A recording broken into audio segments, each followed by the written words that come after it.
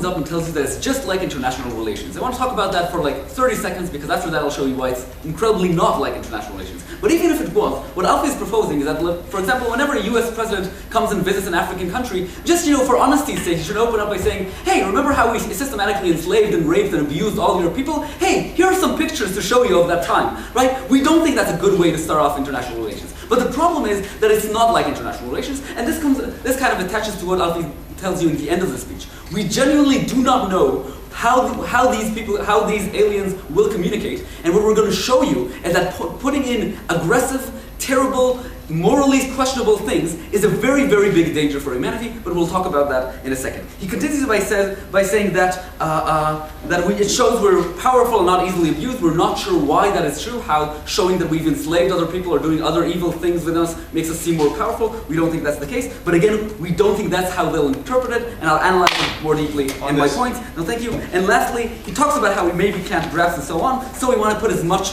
different ways of communication in there. I'm going to analyze exactly what we can and cannot know about what these people can understand, and why it's incredibly dangerous to put on messages that it is more likely, we don't know anything, but it is more likely to be perceived as an aggressive threat, and therefore, we don't want to communicate in any method possible, because we don't want to communicate in a way that will make us want to destroy us. But let's talk about that, no thank you, in my positive. So 2 points for you today. One is why we're endangering the human race and might get everyone and each and every one of us killed, and secondly, why it is a terrible political, it will be a political decision, and it will have terrible, both moral and practical consequences. Let's first talk about danger to humanity. Note that if we meet an alien race at a random point throughout their evolution and technological advancement, there's a very, very high chance that one of us will be incredibly more advanced than the other. If the human race would have met the human race at a random time throughout their history, one of us would be able to eliminate the other very, very quickly and very easily. That means that this is incredibly important that we try to minimize the chance that these people will come to the conclusion that they want to destroy us and kill us, right? Because there's at least a 50% chance that they will be able to do so very, very easily.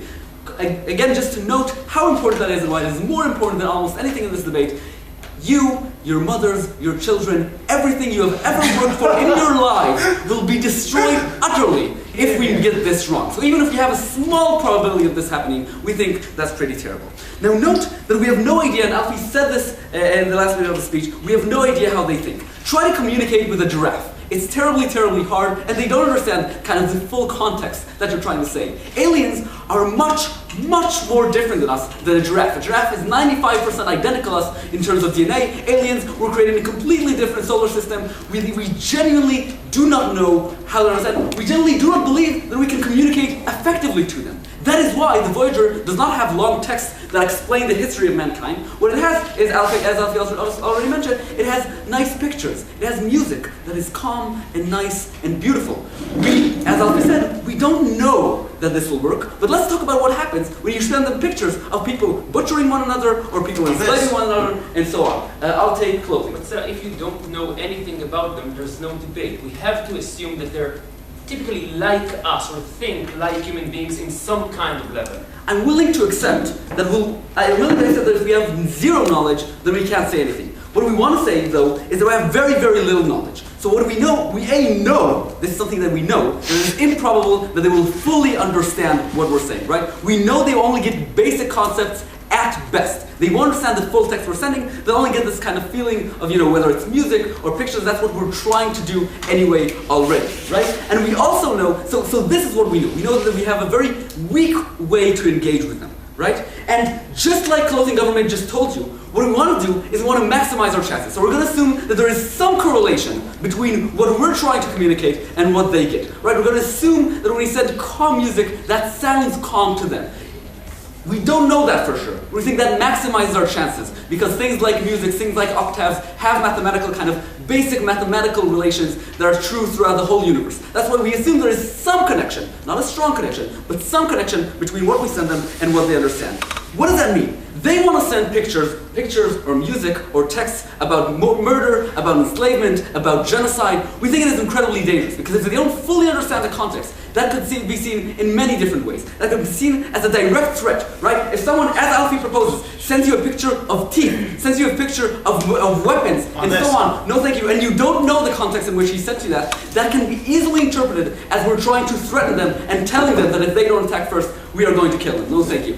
They also could even not understand the concept of threat. Think again of a giraffe. They could just be scared and terrified and go into a fit, right? If they're in a different state of mind from us, sending aggressive things, the most basic concept we can think of, can send them into attack mode, fight or flight, and so on. We think it is incredibly dangerous, and you're endangering, no thank you, destruction of the whole universe. Of the world. Let's talk a bit about what happens today, even before aliens find it. Because note that we'll have to leave out some of the terrible things. In fact, we'll have to leave out, no thank you, most of the terrible things. There are many things that probably with an American committee wouldn't come into play. So for example, the Japanese invasion of China and all the terrible things that happened there. US involvement in Cuba. The Hiroshima. Now they could say, no, we wouldn't put those things. There is an immense amount of things that you would need to put and you wouldn't put. Why is that a problem? And you'll say, but we can't put all the positive things either. Note that there's an inherent difference between putting positive things in and putting negative things in. Positive things, two reasons. One, people tend to agree more about the positive things,